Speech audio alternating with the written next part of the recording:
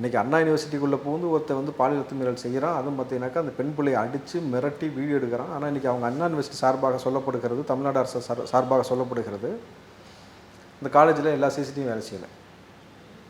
ஒரு CCTV 2 CCTV வேலை செய்யாட்டி உங்களுக்கு வந்து ஓகேன்னு சொல்லலாம். எல்லாமே வேலை செய்யணும் பொழுது அப்போ அங்கே வேலை செஞ்சவன் யாருன்னு ஒரு வேலை இருக்குல்ல. ஸ்கூல் அண்ட் காலேஜஸில் எல்லா ஸ்கூல்ஸ் கவர்மெண்ட் ப்ரைவேட்டில் கட்டாயமாக எல்லா கிளாஸ் ரூம்லேயும் சிசிடிவி வைங்க. ஐபி ஐடியை பெற்றோர்கிட்ட கொடுத்துருங்க. உட்கார்ந்த இடத்துல பிள்ளைகளை பெற்றோர்கள் பார்த்து கொண்டு இருக்கிறாங்கன்னும் பொழுது 1000 பெற்றோர்கள் ஒரே இடத்துல பார்க்குறாங்கன்னும் போது எவன் சார் தைரியமாக கை வைப்பான்? என்சிசி கேம்புன்னு கூட்டு போய் கை வைப்பானா? காலேஜுக்குள்ளே வந்து கை வைப்பானா? செய்ய மாட்டான்ல. ரொம்ப சிம்பிளாக செஞ்சோம்னாக்கா இந்த ஸ்ட்ராட்டஜியை சீக்கிரம் கொண்டு வந்து முடிச்சிடலாம். நீங்கள் தன் காதலிக்கிற அல்லது தன் தோழிக்கு, காதலியாக இருக்கணும் கூட அவசியம் இல்லை, தோழி ஒரு பொம்பளை பிள்ளை மேலே ஒரே ஒரு ஆள் சிங்கிளாக வந்து நீ வெளியில் போயிடும் அந்த பொண்ணை நான் பாலியல் பண்ணுறேன்னு தவறாக நடந்துக்கிறானாக்கா அந்த பையன் இறங்கி அடிப்பான்னு அடிக்க மாட்டானா? இல்லை ஓடி போய் உடனே அங்கே 10 பேரை கூப்பிட்டு வரானா? கூப்பிட்டு வர மாட்டானா? அப்போ ஒரு தனி நபர் அந்த பெண்ணை வந்து உடனடியாக இழுத்துட்டு போய் பாலியல் வன்புணர்வு செஞ்சுருக்க வாய்ப்பு இருக்கா? வாய்ப்பு இல்லை. அப்போ அங்கே கூட்டு பாலியல் வன்புணர்வு நடந்திருக்கு. இவன் பாலியல் வன்புணர்வு செஞ்சுக்கிட்டே இவனே எப்படி வீடியோ எடுக்கலாம்? போலீஸ் டிபார்ட்மெண்ட்டு நீங்கள் ஒரு ஆள் போட்டு போலீஸ் டிபார்ட்மெண்ட்டு நான் யாரையுமே பிடிக்க மாட்டேன் அப்படின்னு ஒரு டிபார்ட்மெண்ட் இருந்துச்சுன்னா அந்த டிபார்ட்மெண்ட் எதுக்கு? அதே போல் இவங்க ஆட்சியில் எது நடந்தாலும் அதை பற்றி பேச மாட்டேன். இப்போ இந்த பாலியல் குற்றச்சாட்டு நடந்தவன் ஒரு பிஜேபி காரனாக இருக்கட்டும், இல்லை ஒரு அதிமுக காரனாக இருக்கட்டும், இந்த செய்தி எவ்வளவு பெருசாக பூதாகரம் ஆக்கியிருப்பாங்க திமுக நபர்கள். பாலியல் அத்துமீறல்கள் தொடர்ச்சியாக தமிழ்நாட்டில் பெண்கள் மீது நடந்து கொண்டே இருக்கிறது. எந்த எம்எல்ஏ, எம்பி, அமைச்சர் வீட்டில் எந்த பெண்களுக்கும் எந்த பெண் பிள்ளைகளுக்கும் எந்த பாதிப்பும் இதுவரை ஏற்படவே இல்லை. அப்போ ரெண்டாக புரிஞ்சுங்க, இங்கே தொட்டால் நம்ம கெட்டோன்ற பயம் இருக்குது, இங்கே தொட்டால் ஒன்றும் பிரச்சனை இல்லை அப்படின்னு இன்னொரு ஒரு புரிதல் இருக்குது மக்களுக்கு நம்ம பொழுது. அப்போ திட்டமிட்டு அரங்கேற்றப்பட்டு தானே சொல்ல முடியும். இப்போ தீர்வே எட்டப்படாமல் போகும்பொழுது இந்த தீர்வு எட்டுவதற்காக பொதுமக்கள் கோவப்பட்டு கையில் வேறு ஏதாவது ஆயுதத்தை ஏந்தணுமா? அப்போ தான் நீங்கள் வந்து சரி செய்வீங்களா? இல்லை ஆயுதத்தை இயந்திரவனையும் தூக்கி பிடிச்சி உள்ளே போட்டுட்டு பழையபடி வந்து நீங்கள் ஜாலியாக இருக்கடான்னு சொல்லி ஆட்சியில் அதிகாரத்தில் உட்காந்துக்கிட்டு இந்த மக்களை தொடர்ச்சியாக இது போல் செய்ய விடுவீங்களான்னு ஒரு கேள்வி இருக்குல்ல. அவன் யாரையோ ஃபோன் பண்ணி கேட்டானுங்களே, யாரும் கடைசி வரைக்கும் வெளியில் வராது. அப்படியே யார் அந்த சாருனாக்கா அவன் தெருவிலே எவனாவது ஒருத்தனை கூப்பிட்டு வந்து நிப்பாட்டுவாங்க, இதுதான் அந்த சாருன்னு சொல்லிட்டு. இப்படி தான் வழக்கு முடித்து வைக்கப்படும். ஆனால் இதுக்குள்ளே வந்து நீதிபதி அவர்கள் ஜொமேட்டோ வழக்கு எத்தனையோ எடுத்துருக்கீங்கல்ல, இந்த வழக்கை ஜொமேட்டோ வழக்காக எடுக்கணும்.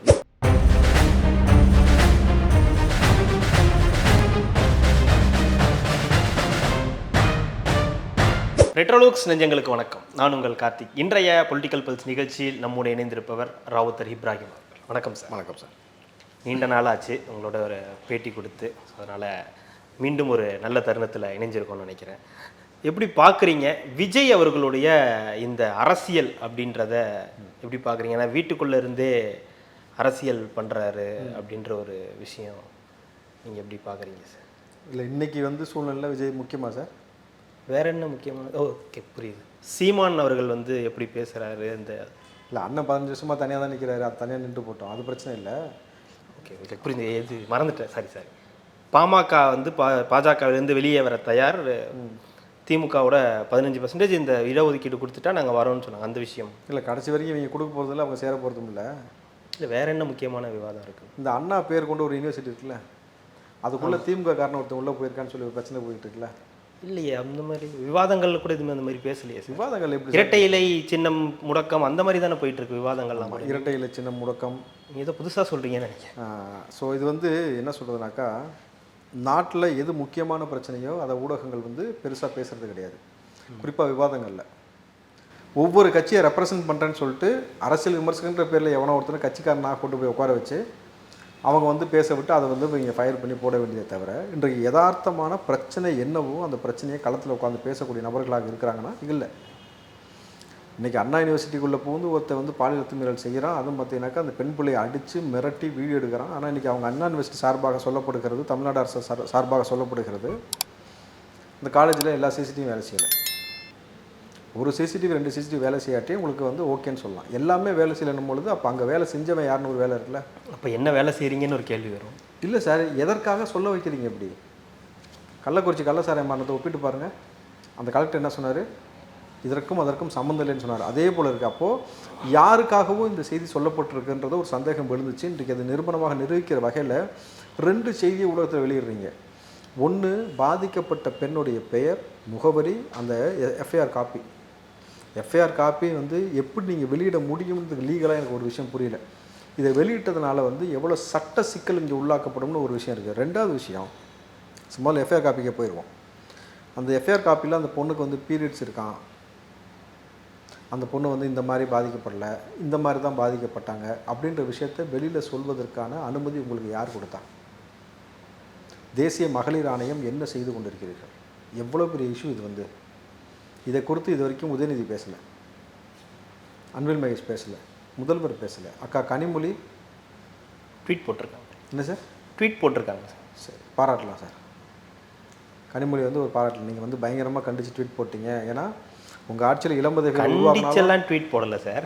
இந்த மாதிரி நடக்கக்கூடாது, நடந்திருக்கக்கூடாது அப்படின்னு தான் ட்வீட் போட்டிருக்காங்க. கண்டிச்செல்லாம் போடலை. நீங்கள் எம்பியாக ஆயிருக்கக்கூடாது, நடந்திருக்கக்கூடாது, ஆயிட்டீங்க. தூத்துக்குடியமாக வந்திருக்கக்கூடாது. தூத்துக்குடியில் நடக்கல சார், சென்னையில் நடந்திருக்கு சார். அவங்க ஒரு எம்பி, தூத்துக்குடியோட எம்பி அவங்க. ஓகே, சென்னைக்கு எம்பி அவங்க, தூத்துக்குடி. ஆமாம். முதலமைச்சர் சார் ஒட்டுமொத்த தமிழ்நாட்டுக்கும் அவர் தான். எவ்வளோ கேவலமான ஒரு முறை பாருங்கள். பாதிக்கப்பட்ட பெண்ணுடைய சம்மந்தப்பட்ட எல்லா விஷயத்தையும் வெளியிடுறீங்க. இங்கே வந்து ஒருத்தனா அங்கே போனதாக செய்திகள் இல்லை. ஒரு நபர் போய் அவங்க அடித்து அந்த பொண்ணை வந்து கடத்து கூப்பிட்டு போய் பாலியல் பொண்ணு செஞ்சால் வீடியோ எடுத்தான்ற மாதிரி செய்தி கிடையாது. அப்போ அதில் சம்மந்தப்பட்ட மிச்ச நபர்லாம் எங்கே? ஏன் அவங்கள மறைக்கிறீங்க? இந்த பெண் பிள்ளை இவ்வளோ பாதிக்கப்பட்ட பொழுது அங்கே சொல்லப்படுகிறது சிசிடிவி வேலை செய்யலை, காம்பவுண்டு சின்னதாக இருக்குது, காம்பவுண்டு பெருசாக இருக்குது. இது ஒரு பிரச்சனையா சார்? அப்போ இன்றைக்கு தமிழ்நாட்டில் எல்லா வீட்டை சுற்றிலும் பெரிய காம்பவுண்டு எழுப்பியிருக்கணும். ஒவ்வொரு பெண் பிள்ளைகள் வெளியில் கிளம்பும் போது தலையில் ஒரு சிசிடிவி, காலில் ஒரு சிசிடிவி வச்சு தான் அனுப்பணுமா? இது எவ்வளோ மோசமான மனநிலை இருக்குனாக்கா, சிவாஜி கிருஷ்ணமூர்த்தி என்ற ஒரு நபரை வச்சு நீங்கள் ஆபாசமாக பேசுறதுக்குன்னே வளர்த்து விட்டு எல்லா கட்சி தலைவர்களும் உரிமையில் பேச வைக்கிறீங்க, கேவலமாக பேச வைக்கிறீங்க. அதை பார்க்கும் பொழுது இவர்களுக்கு ஒரு நம்பிக்கை ஏற்படுகிறது, இங்கே நம்ம யாரை வேணால் என்ன வேணாலும் பேசலாம்ட்டு. இல்லை, புரியல. சிவாஜி கிருஷ்ணமூர்த்திக்கும் இந்த விஷயத்துக்கும் என்ன சம்பந்தம்? என்ன? திமுக நபர் சார், ஒரு சம்மந்தம் ஏற்படுதில்ல. போதைப்பொருள் ஜாஃபர் சாதிக்கு யாருன்னு கேட்டால் திமுக நபர். மித்துன்ற ஒரு வார்த்தை அறிமுகப்படுத்துனது யாருன்னாக்கா திமுக நபர். அதுபோல் சிவாஜி கிருஷ்ணமூர்த்தியை நீங்கள் பேச வைத்து, குறிப்பாக யார் பேச வச்சான்னு சிவாஜி கிருஷ்ணமூர்த்தியை சொல்கிறான், சின்னவர் நான் பார்த்துக்கிறேன்னு சொல்லிட்டாருன்ட்டு. அப்போது அதுக்கு ஒரு விஷயம். மதுரையில் ஒரு பெரிய ஒரு சம்பவம், மோசமான சம்பவம். வார்டன் ஜெயில் வார்டன் வந்து ஒரு தாய்க்கு வந்து பாலியல் வன்புணர்வு செய்வதற்காக தொடர்ச்சியாக தொந்தரவு கொடுக்குறான். அவங்க மகளுக்கும் அந்த தொந்தரவு கொடுக்கும் பொழுது பொதுவெளியில் வச்சு செருப்பு கழட்டி அடிக்கிறாங்க. அந்த காணொலி வைரலான பிறகு அவர் சஸ்பெண்ட் செய்யப்படுகிறார். சஸ்பெண்ட் செய்யறதோ நிப்பாட்டி தான் பரவாயில்ல, இன்றைக்கு அந்த பெண் மீது மறுபடியும் வழக்கு பதிவு செய்யப்பட்டிருக்கு. அப்போ அந்த பெண் மீது வழக்கு பதிவு செய்யப்பட்டிருக்கு. இங்கே தொடர்ச்சி அந்த மாதிரி ஒரு விஷயம் நடந்து கொண்டிருக்கணும் பொழுது பேசாமல் ஒரே ஒரு சஜஷன் சொல்கிறேன், கண்ணகி சிலை எடுத்துருங்க. நம்ம ஊருக்கு கண்ணகி சிலை தேவையில்லை. எது கண்ணகி சிலை வச்சிங்க? கண்ணகி நியாயம் கேட்டால் போராடினா மதுரை எரிச்சான்னு சொல்லப்படுற நபருக்கு சிலை வச்சுருக்கிறீங்க. வரலாற்றில் அவங்களுக்கு ஒரு பெருமையாக பேசுகிறீங்க. தன் பிள்ளைக்கு இப்படி ஒரு அத்துமீறல் நடக்குன்னு சொல்லி ஒரு தாய் கோவப்பட்டாக்கா அவங்க மீது வழக்கு போடுறீங்க. மாணவ பிள்ளையை கடத்தி கொண்டு போய் அவன் வந்து பாலியல் வன்முறை செஞ்சுட்டு ஃபோன் பண்ணி பேசுகிறானா, சார் இருங்க சார் இப்போ தான் பேசிகிட்டு இருக்கேன் அப்படின்ட்டு, நீ ஒருத்தருக்கு அட்ஜஸ்ட் பண்ணணும்னு சொல்கிறானா ஒரு சாருக்கு. அந்த தொடப்பு கட்ட சார் யார்? அப்போ தொடர்ச்சியாக இவர்கள் இந்த விஷயம் பேசும்பொழுது அது குறித்து திமுக நபர் இல்லைன்னு ஒருத்தர் பேசினார். யார் சார் அவர்? திமுக நபர் இது கிடையாதுன்னு சொல்லிட்டு இப்போ ஒரு அமைச்சர் பேட்டி கொடுத்தார்ல சார், செழியன், கோவி செழியன் அவர், உயர்கல்வித்துறை அமைச்சர். இது திமுக நபர் கிடையாது.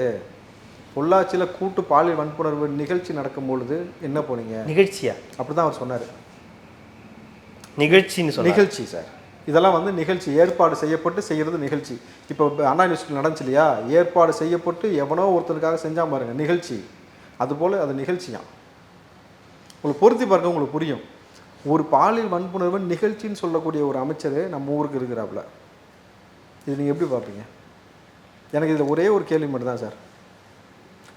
தொடர்ந்து தமிழ்நாட்டில் இருக்கக்கூடிய எல்லா பெண் பிள்ளைகள் மீதும் எத்தனை வழக்குகள் இருக்குது? நீங்கள் பொது வாழ்க்கையில் இருக்கிறீங்க, நானும் 15 வருஷமாக நேரடியாக அரசியல் இருக்கிறேன். இது வரைக்கும் பெண்கள் மீது பாலியல் குற்றச்சாட்டு இதான் முதல் தடவையா சார்? எவ்வளோ வழக்கு கடந்திருப்போம்?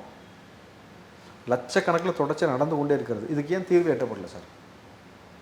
இந்த லட்சக்கணக்கில் இத்தனை வருஷம் நடக்குதுல்ல, இதில் எந்த ஒரு எம்எல்ஏ, எம்பி, அமைச்சர் வீட்டு பெண்கள் மீதோ பெண் பிள்ளைகள் மீதோ இது வரைக்கும் ஒரு பாலியல் அத்துமீறல் கூட நடக்கவே இல்லை. இதை நீங்கள் எப்படி புரிஞ்சுப்பீங்க? அப்போது இவர்களை தொட்டால் அதிகாரம் ஏதாவது ஒன்று செஞ்சிருன்ற பயம் யாரும் தொடலை. இவர்களை தொட்டால் அதிகாரம் நமக்கு சப்போர்ட் பண்ணணும்னு தெரிஞ்சு ஒருத்தன் தொடுறான். இவ்வளோ தானே வித்தியாசம். நீங்கள் பொள்ளாச்சி வழக்கு எடுத்துக்கோங்க, இன்றைக்கி நடந்த அண்ணா யூனிவர்சிட்டி வழக்கு எடுத்துக்கோங்க. ரெண்டுக்குமே என்ன உங்களுக்கு நிகழ்வுனாக்கா, இங்கே தொட்டால் நமக்கு சப்போர்ட்டுக்கு ஆள் வருவாங்க, உடனே ஃபோன் வரும், ஜெயிலேருந்து பெயில் எடுப்பான், நமக்கு தேவையான பிள்ளையை கொண்டு போய் மாமா வேலை பார்க்கறதுக்காக அந்த பிள்ளைங்களை அடித்து துன்புறுத்தலாம். இதுதான் நடந்து கொண்டு இருக்கிறது. இல்லை, அமைச்சர்கள் குறிப்பிடும்போது என்ன சொல்கிறாருன்னா, பொள்ளாச்சி சம்பவம் நடக்கும்போது அந்த சம்பவத்தை நிகழ்ச்சி நான் சம்பவம் தான் சொல்லுவேன். அவர் சொன்னது, அந்த சம்பவம் நடக்கும்போது அதுக்கு வந்து கேஸ் கொடுக்கறதுக்கே வந்து பயந்தாங்க சம்மந்தப்பட்டவங்க. ஆனால் நாங்கள் வந்து இந்த சம்பவம் நடந்து ஒரு 3 மணி நேரத்திலேயே வந்து குற்றவாளியை வந்து பிடிச்சு கைது பண்ணிட்டோம் அப்படின்ற ஒரு ஸ்டேட்மெண்ட் கொடுக்குறாரு. சரி சார். அப்போது இது குறித்து முதல்வரும் ஒரு பதிவு போட்டிருக்காரு, பார்த்தீங்களா? என்ன பதிவு போட்டிருக்காரு? சொல்லிடுவோம், ஏன் அமைச்சர் மட்டும் சொல்லிட்டு இருப்பானே. இந்த பாலியல் வன்புணர்வு கொடுத்து ஸ்டாலின் அவர்கள் சொன்னது, பேய் ஆட்சி செய்தால் பிணம் தின்னும் சாத்திரங்கள் இப்படித்தான் நடக்கும். பேய் ஆட்சி செய்தால் பிணம் தின்னும் சாத்திரங்கள் என்பது இதுதானே. பொள்ளாச்சிக்கு நடந்தப்போ சொன்னதா? பொதுவாக பாலியல் குற்றச்சாட்டு நடந்ததுக்கு அவர் போட்ட பதிவு சார். 17 வயசு பொண்ணுக்கு நடந்ததுக்கு அவர் போட்டார். அப்போ இப்போ என்ன, இப்போ ஆட்சி நடக்குனாக்கா யாரை பேயின்னு சொல்கிறாரு? தன்னை தானே சொல்லிக்கிறாரா, தான் மகனை சொல்ல வராரா, யாரை சொல்ல வராரு? இந்த கேள்வி எழுப்புவாங்களே இயற்கையாக. நீங்கள் 3 மணி நேரத்தில் கண்டுபிடிச்சிட்டேன்னு சொல்கிறது சாதனையா? தொடர்ச்சியாக அந்த பெண்கள் மீது அத்துமீறல் நடந்து கொண்டே இருக்கிறது. தொடர்ச்சியாக நடக்கினாக்கா தீர்வுக்கு நான் ஒரு வழி சொன்னேன், கேட்க மாட்டேறீங்க. 200 கோடி கார் ரேஸ்க்கு எடுத்து போடுறீங்களே. ஸ்கூல் அண்ட் காலேஜஸில் எல்லா ஸ்கூல்ஸ் கவர்மெண்ட் ப்ரைவேட்டில் கட்டாயமாக எல்லா கிளாஸ் ரூம்லேயும் சிசிடிவி வைங்க. ஐபிஐடியை பெற்றோர்கிட்ட கொடுத்துருங்க. உட்கார்ந்த இடத்துல பிள்ளைகளை பெற்றோர்கள் பார்த்து கொண்டிருக்கிறாங்கன்னு பொழுது 1000 பெற்றோர்கள் ஒரே இடத்துல பார்க்குறாங்கன்னும் போது எவன் சார் தைரியமாக கை வைப்பான்? என்சிசி கேம்பன் கூட்டு போய் கை வைப்பானா? காலேஜுக்குள்ளே வந்து கை வைப்பானா? செய்ய மாட்டான்ல. ரொம்ப சிம்பிளாக செஞ்சோம்னாக்கா இந்த ஸ்ட்ராட்டஜியை சீக்கிரம் கொண்டு வந்து முடிச்சிடலாம். ரெண்டாவது, ஒவ்வொரு இடத்துலையும் நீங்கள் பார்த்தீங்கன்னாக்கா ஒரு குற்றம் நடக்குதுனாக்கா அந்த குற்றத்துக்கு பின்னாடி ஒரு போதை என்பது மிக முக்கியமான ஒரு விஷயமா இருக்குது. குறிப்பாக சாராயம் வந்து எளிய பிள்ளைகள் கையில் கிடைக்குது. அப்போ நீங்கள் கொரோனா காலத்தில் நீங்கள் பார்த்தீங்கன்னாக்கா 3 அப்போ எல்லாம் மூடிக்கிட்டு இருந்தானுங்க. திறந்ததுக்கப்புறம் அட்டலியும் ஜாஸ்தி ஆகுது. அப்போது அதுக்கும் எளிய வகை 3 மணி நேரம் தான் டாஸ்மாக் திறப்பேன். அதுலேயும் பயோமெட்ரிக் ஆதார் கார்டோடு போயிட்டீங்கன்னா பயோமெட்ரிக் வச்சுனாக்கா திரும்ப கைரேகை வச்சா 24 மணி நேரத்துக்கு பிறகு தான் ஆக்டிவேட் ஆகுனாக்கா ஒரே நபர் அதிகமாக சாராயம் வாங்க முடியாது. சின்ன சின்ன ஸ்கூல் பசங்க காலேஜ் பிள்ளைங்க போய் வாங்க முடியாது. அந்த குடியோட எண்ணிக்கையை குறைக்க முடியும், குற்ற சமங்களோட எண்ணிக்கையை குறைக்க முடியும். சிம்பிளான வழி. ஏன் செய்ய மாட்டீங்க? இதை செய்வதற்கு எந்த தகுதியும் எந்த திராணியுமே உங்களுக்கு கிடையாது. ஆனால் உங்களுக்கு தேவை இங்கே சாதி ஒரு பிரச்சனை உங்களுக்கு வேணும். சமூகத்துக்குள்ளே 2 சாதியை வந்து பெருசாக உருவாக்கி சண்டை போட வைக்கணும். இன்றைக்கும் பார்த்திங்கன்னா அம்பேத்கரை தூக்கி கொண்டாடக்கூடிய நபர்களாக திருமாவளவன் இருக்கிறாரு, ராமதாஸ் ஐயாவும் இருக்கிறார். அவருடைய தோட்டத்திலே பார்த்தீங்கன்னா அம்பேத்கருக்கு சிலை வச்சுருக்காரு. ஆனால் 2 சமூகமும் பிளவுபட்டு கிடக்கு. எப்படி? இன்றைக்கி தென் மாவட்டங்கள் எடுத்திங்கனாக்கா பெரும்பாலும் சாதி வாரிய சண்டைகள் தொடர்ச்சியாக நடந்து கொண்டே இருக்கிறது. ஒரு திட்டத்துக்கு ஒரு பேர் வைக்க சொன்னாக்கா ஏன் தலைவர் பெரியாளை இவர் பேர் வைன்றான், ஏன் சாதியை சார்ந்த இந்த நபருடைய பேர் வைன்றான். இவன் இந்த பேர் வைன்னு சொல்லிட்டு சண்டை போட்டு கிடக்கிறான்னா கடைசியாக யார் பேரை வைக்கிறீங்கன்னா இவங்க அப்பன் பேரை வச்சுட்டு போகிறாங்க எல்லாத்துக்கும். யார் பேர் சார்? கலைஞர் பேரை. அப்போ இந்த சமூகத்துக்குள்ளே ஒரு பிளவாடக்கூடிய வேலையை ஏற்படுத்தி அதன் மூலமாக அவங்க அடிச்சுக்கிட்டு இருக்கும் பொழுது ஆனால் எல்லா இடத்துலையும் யாருடைய பெயர் வைக்கப்படுகிறது. அப்போ இந்த சாதி சண்டை சாதிய முதல் அவர்களுக்கு தேவைப்படுகிறது. கலைஞருடைய பெயரை எல்லாத்துக்கும் வைக்கிறதுக்கு. இப்போ இதுதான் இந்த பிரச்சனைக்கு மூல காரணமே. அப்போது எல்லா இடத்துலையும் மாணவ பிள்ளைகள் மீது அத்துமீறல், இந்த பக்கம் சமூகத்துக்குள்ளே சாதிய பாகுபாட்டில் அடிச்சுட்டே போகிறது. இதைத்தான் இந்த ஆட்சியை ஊக்குவிச்சிருக்கே தவிர இதை தாண்டி இத்தனை ஆண்டு காலமாக ஆட்சினால என்ன கிடச்சிருக்கு திமுகனால இல்லை அதிமுகனால என்ன நன்மை நடந்திருக்கு? இல்லை, குறிப்பாக இந்த சம்பவத்தில் சொல்லுங்கள், என்னென்ன நடந்திருக்கு இந்த சம்பவத்தில்? நடக்கக்கூடாத சம்பவங்கள்னு, ஏன்னா இது சம்பவமே நடந்திருக்கக்கூடாது, மிகப்பெரிய ஒரு மோசமான இதுவாக செயலாக இருக்குது அப்படின்னும் போது நிறைய குறிப்பிடும் போது இந்த செவுரு, நீங்கள் ஒரு விஷயம் சொன்னீங்க, செவுருக்கு தாண்டி குதிச்சு வராங்கன்னு. இன்னொரு பக்கம் அவர் ஒரு பிரியாணி கடைக்காரர், யாருனே தெரியல, அது இதுக்கும் அவருக்கும் சம்மந்தமே கிடையாது, ஒரு சாதாரணமாக வந்துட்டு போகிறார். இன்னொரு பக்கம் சிசிடிவி அங்கே இல்லை, லைட் இல்லைன்றது ஒரு பக்கம். இன்னொரு பக்கம் திமுக காரு அது இல்லைன்னு சொல்லி இவங்க மறுக்கிறாங்க. உதயநிதியோடைய ஃபோட்டோ இருக்குது, உதயநிதி கூட எடுத்துக்கிட்டார். திமுக நிகழ்ச்சியில் கலந்துக்கிட்ட ஃபோட்டோஸ் இருக்குது, மாசு கூட எடுத்துக்கக்கூடிய ஃபோட்டோஸ் இருக்குது, எல்லாமே இருக்குது. ஸோ இங்கே இது திட்டமிட்டு பாஜக பரப்புகிற ஒரு செய்தியை அப்படின்னு சொல்லப்படும். அப்போ திட்டமிட்டு முன்னக்கூட்டி இப்படி ஒரு செய்தி நடக்க போகுதுன்னு முன்னாடியே எல்லா நிகழ்ச்சியிலும் போய் இவனை கலந்துக்க வச்சாங்களா பாஜக? ஸ்டாலின் கூட, உதயநிதி கூட, மாசு கூடலாம். நீங்கள் எது நடந்தாலும் பாஜக, எது நடந்தாலும் அதிமுக. நல்லது செஞ்சுருக்கீங்களாடானாக்கா செஞ்சதுக்கு அதுக்கெலாம் நீங்கள் திமுக வரமாட்டாங்க சார். இன்றைக்கு இதில் நடந்த குற்றம் என்னன்றது சொல்லிடலாம். எந்த நேரம் வேணால் எவன் வேணாலும் யூனிவர்சிட்டிக்குள்ளே போகலான்ற ஒரு எளிய முறை எல்லோருக்கும் இருக்குமா? இருக்காது. அப்புறம் ரெகுலராக ஒருத்தன் போயிட்டு வரதுக்கு அவனுக்கு மட்டும் தெரிஞ்சு செக்யூரிட்டிலேருந்து எல்லாமே அனுமதி கொடுத்துருக்கணும். அவன் யாரோடைய இன்ஃப்ளூயன்ஸ்லேயே அங்கே போயிருக்கணும், வரணும். எந்த நேரமும் எல்லா நேரமும் சிசிடிவி வேலை செய்யாமல் போகாது. ஓவராலாக வேலை செய்யாமல் போயிருக்கனாக்கா அப்போ வேலை செஞ்சுட்டு இருக்க சிசிடிவி வேலை செய்யலைன்னு சொல்ல வச்சுருக்கீங்க, நேரம் எல்லாத்தையும் தூக்கியிருப்பீங்க. 3வது, அவன் வந்து ஒரு நபராக போய் நீங்கள் தன் காதலிக்கிற அல்லது தன் தோழிக்கு, காதலியாக இருக்கணும் கூட அவசியம் இல்லை, தோழி ஒரு பொம்பளை பிள்ளை மேலே ஒரே ஒரு ஆள் சிங்கிளாக வந்து நீ வெளியில் போயிட அந்த பொண்ணை நான் பாலியல் பண்ணுறேன்னு தவறாக நடந்துக்கிறானாக்கா அந்த பையன் இறங்கி அடிப்பான்னு அடிக்க மாட்டானா? இல்லை ஓடி போய் உடனே அங்கே 10 பேரை கூப்பிட்டு வரானா? கூப்பிட்டு வர மாட்டானா? அப்போ ஒரு தனி நபர் அந்த பெண்ணை வந்து உடனடியாக இழுத்துட்டு போய் பாலியல் வன்புணர்வு செஞ்சுருக்க வாய்ப்பு இருக்கா? வாய்ப்பு இல்லை. அப்போ அங்கே கூட்டு பாலியல் வன்புணர்வு நடந்திருக்கு. இவன் பாலியல் வன்புணர்வு செஞ்சுக்கிட்டே இவனே எப்படி வீடியோ எடுக்கலாம்? யாரோ வீடியோ எடுத்துருக்காங்க, அந்த நேரத்தில் வந்து சார் இருங்க, ஃபோன் பேச சொல்லியிருக்கான், இருங்க சார் பேசிக்கிட்டு இருக்கிறேன்ட்டு. இன்னொரு நபருக்கு வந்து நீ இணங்கி போகணும், ஒரு சாருக்கு நீ போய் அட்ஜஸ்ட் பண்ணணும்னு சொல்லியிருக்கிறான். அப்போ இவனை திட்டமிட்டு அனுப்பிச்சு காலங்காலமாக செஞ்சுருக்கீங்க. ஏற்கனவே அவனை கைது பண்ண அவனுடைய மொபைலில் 20 வீடியோக்கள் இது போல் இருக்கிறது. அப்போ இன்னும் 20 பெண் பிள்ளைகள் சம்மந்தப்பட்டிருக்காங்க. அப்போது வெளியில் வந்தது இப்போ 20ன்றது 20ஓட முடியுதா, இல்லை மொத்தமாக ஹார்ட் டிஸ்கில் ஏதாவது வச்சுருக்கானான்னு ஒரு விஷயம் இருக்குல்ல. அப்போ காலங்காலமாக இதே வேலையை அவன் தொடர்ந்து செஞ்சுட்டு இருக்கான்னா யாருக்காக செய்கிறான், எப்படி இவ்வளோ தைரியத்தோடு செய்கிறான்னு ஒரு விஷயம் இருக்குது. இதில் நீங்கள் மடைமாற்றுவதற்காக அவன் திமுக காரன் இல்லைன்றீங்க. கூடுதலாக வந்து பாதிக்கப்பட்ட பெண்ணோட எஃப்ஐஆர் காப்பியை வெளியிட்றீங்க. இதற்கே அந்த காவலர் மீது வந்து சட்ட ரீதியாக நடவடிக்கை எடுக்கணும், அவர் சஸ்பெண்ட் பண்ணணும். எப்படி வருது ஒரு எஃப்ஐஆர் வந்து எப்படி வெளியே வரும்? அப்போ அதிகாரத்தோட மையம் இல்லாமல் எப்படி இது சாத்தியம்? அதிகார மையத்தோட துணை இல்லாமல் எஃப்ஐஆரை எப்படி நீங்கள் ஊடகத்துக்கு கொடுப்பீங்க? அந்த எஃப்ஐஆரில் உள்ள நுணுக்கங்கள் எப்படி சொல்ல முடியும்? அந்த பெண் பிள்ளையோட பேர், முகவரி, அந்த பெண்ணுடைய உடல் சூழல் அந்த நேரத்தில் எப்படி இருந்துச்சு, இந்த கொடுத்துருக்கு பீரியட்ஸ் அந்த நேரத்தில் அப்படின்றதெல்லாம் வெளியில் வருதுனாக்கா, இது நீதிமன்றத்தில் நீதிபதி முன்னாடி வாதம் பிரதிவாதம் செய்யும் பொழுது 2 பாதிக்கப்பட்ட நபர்களும் குற்றம் செஞ்ச நபர்களும் வச்சு பேசக்கூடிய சம்பவம் இது வெளியில் வருதுனாக்கா, அப்போ திட்டம் போட்டு நீங்கள் திமுக அப்படின்ற நபர் அவன் இல்லைன்றதை மடைமாற்றுவதற்காக எந்த எக்ஸ்ட்ரீமுக்கு நீங்கள் போகிறீங்கன்னு ஒரு விஷயம் இருக்குது. 2வது பீரியட்ஸ் அப்படின்ற மாதிரி நீங்கள் போர்ட்ரேட் பண்ண விரும்புகிறீங்கனாக்கா, அங்கே பாலியல் வன்முறை நடக்கலை. இந்த ஒரு கேள்வி எப்போவுமே இருந்துக்கிட்டே இருக்குது சமீப காலமாக. இந்த மாதிரியான சம்பவங்கள் நடக்கும்போது, இல்லை ஏதோ ஒரு நடக்கும்போது, இது திமுகவினர் அந்த மாதிரி வரும்போது அதுக்கு தான் அதிக முக்கியத்துவம் இருக்குது. அந்த பிரச்சனையை எப்படி சால்வ் பண்ணுன்றதை தாண்டி அவங்க திமுக இல்லை, அது திமுக காரங்க செய்யலைன்றதுல தான் முக்கியத்துவம் கொடுக்கப்படுதா? சார், நீங்கள் நடந்த ஒவ்வொரு சம்பவத்தையுமே பாருங்களேன். இடி அலுவலகத்தில் 5 ஐஏஎஸ் அதிகாரிகளை கொண்டு போய் உட்கார வச்சாங்க. அது வழக்கு வேறு மாதிரி டைவெர்ட் பண்ணப்பட்டுச்சு.